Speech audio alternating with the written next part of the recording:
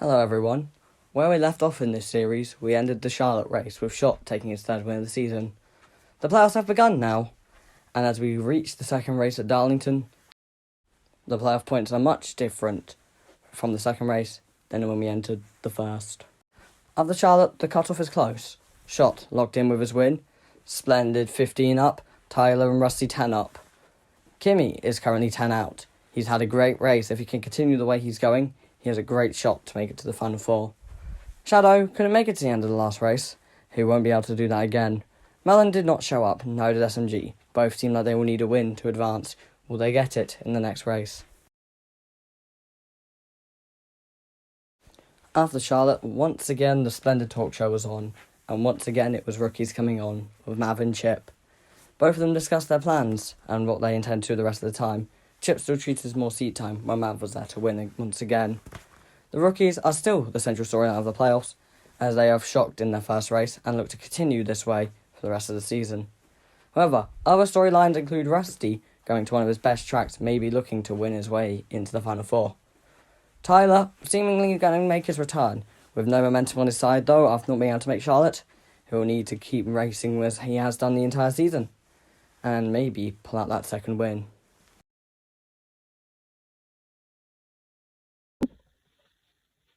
Alright, going into the second Darlington race, it was obviously clear who would be the front runners in the race. Rusty, he had already won the first Darlington race in dominant fashion at the end of the race, so it was obvious that he would be a front contender in the entirety of the race. Schott was also a big contender. He had the qualifying effort the race before at Darlington, and he also had he had the most wins of the season as of this point, and he was basically up front all the time. Mav, one of the rookies, was expected to be mid-pack as she had actually never run the track before, which is expected, but she would figure it out eventually, I'm sure. Withard would be expected to be near the back of the pack, Max around the same. Chip would be around the middle of the pack, but however, we don't know yet. Splendid was expected to be a front runner up there with Schott, but probably not there to the end. Tyler, probably around mid-pack. SMG, we don't really know how he would do.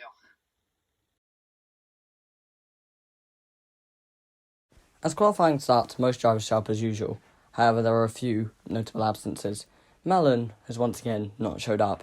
This is the last race he could miss with a chance to point his way in. From this point onwards, Melon has to win to even have a small chance at the championship. Kimi also did not show up. Being only 10 points below the cut line, he needed to continue with the momentum he had, and he would not do that. He would not arrive for Darlington, and he will slowly phase out the points conversation. If he wants to make it to the final four, he will need to look to a win for the last two races of the round of 8. However, a major driver has missed the race. Shadow, fourth in the regular season points, has missed the race. He finished last race after DNFing. This race, he will not even show up. To make it in now, Shadow needs to show up to the other two races and have very quick pace, and maybe pick up his second win of the season. It's what we need to do at this point.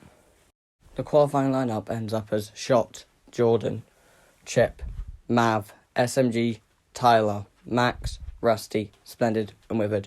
Most rookies towards the back, the highest of them being Chip in third and then Mav in fourth. The other rookies near the bottom four.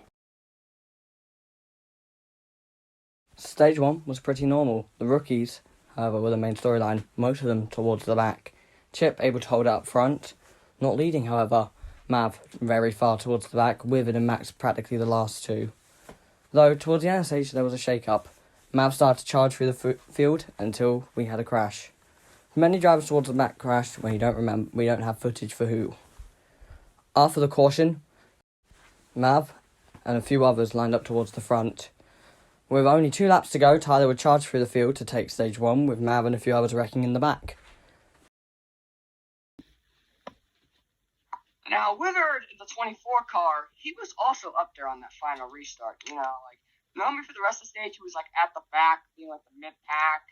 But after that caution, he was in third place on the final restart coming to the last stage, or second place. I was behind him on the restart, so I was like, you know what? I'm going to try and push him. So I did. I tried to push him through 1 and 2. It was 2 to go on the stage, by the way. It worked pretty well through 1 and 2. 3 and 4, however, he got in the wall, so I had no choice to leave him. And winning the stage, and Withard got a top 5 in the stage, but still wasn't good enough.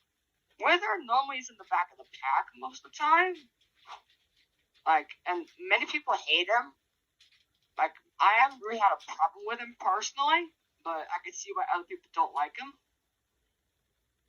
And, he almost won the stage, and I just had no choice but to leave him behind because he jumped out of line.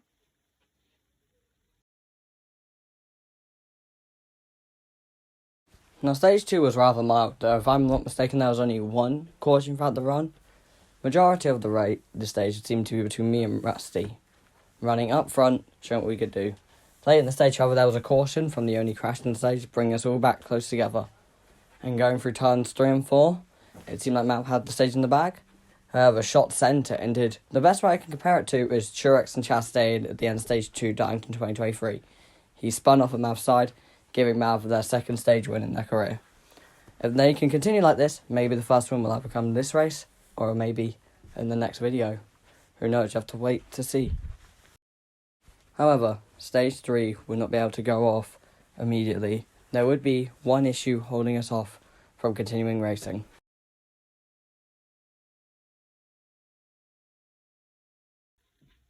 Alright, so after stage 2 ended, we went to go get on the restart, but then Mellon joined. Now, Mellon, he was a playoff driver, and was arguably one of the most hated drivers in the league, due to his horrible personality and driving style. However, we have a rule in this league where if you can only join a race before the halfway mark. At this point, it was at the late half of stage 2, so we already passed the halfway point, which means no people could join. This included playoff drivers, so Mel was prepared for joining. However, Mel was being a whiny little baby and just wouldn't leave, so he kept on fucking everything up. So, I had a private server in there, so I told everybody to, leave. I would check on the server, rejoin, and we would do that again when Mellon couldn't join this time. So I was able to keep the race going even with Mellon's interference.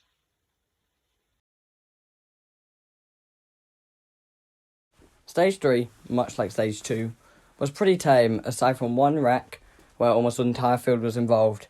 Going into turn 3, Shot braked earlier than most of the field had expected. No fault of his own or the rest of the field, it was simply a racing incident. And Mav powered into the back of him, apologising afterwards.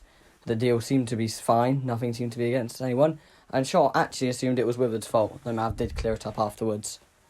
Willard was seen as to blame, and from now on in the league, there would be a thing that started to happen. No matter what the incident was, Willard would seem to be blamed for it. But that's not important right now. Going for the rest of the stage, we had incidents from many drivers until towards the end, where the big one struck, wrecking almost half the field.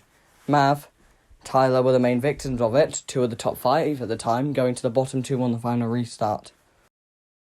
First, you'll hear Tyler's point of view of the final laps on the overtime restart, and then you'll hear Mav's point of view.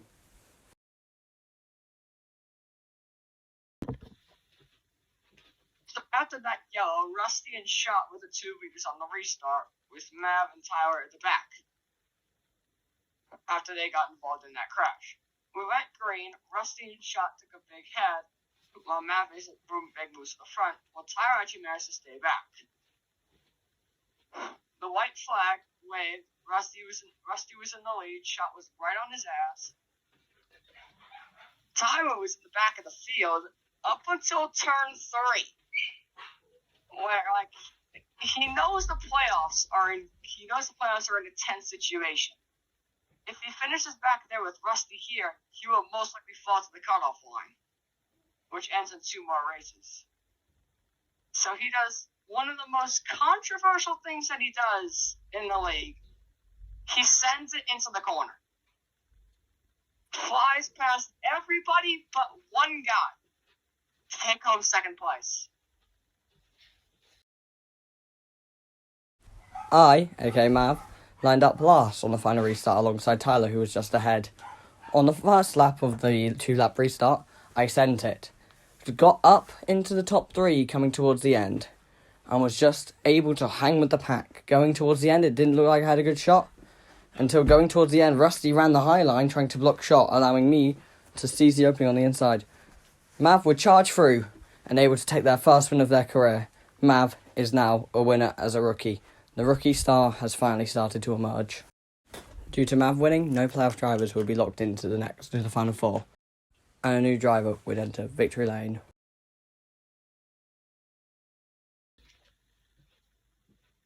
Now, notably, I noticed that some of the drivers were pissed at me for this.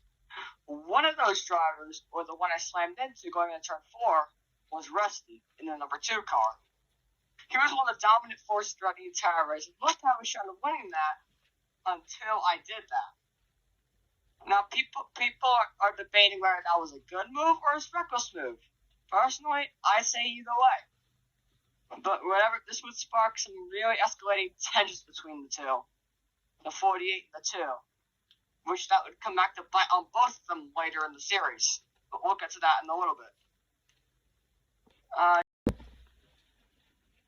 So after that move, Tyler would get 2nd place, and Rusty would end up with 3rd, which would shake up the points a little bit. The shot was already locked in before this race after his win at Charlotte, so he would already be locked in the Final Four anyway. However, Tyler would gain a significant amount of points because of that move on the last lap, put him in 2nd place, and Rusty in 3rd place, still firmly above the cutoff, 100 points above. Splendid, due to consistency and showing up to every race like he always does, because he's the league owner. He can also win it. As for the people below the cutoff, Kimi did not show up for the last race and will need a miracle to advance.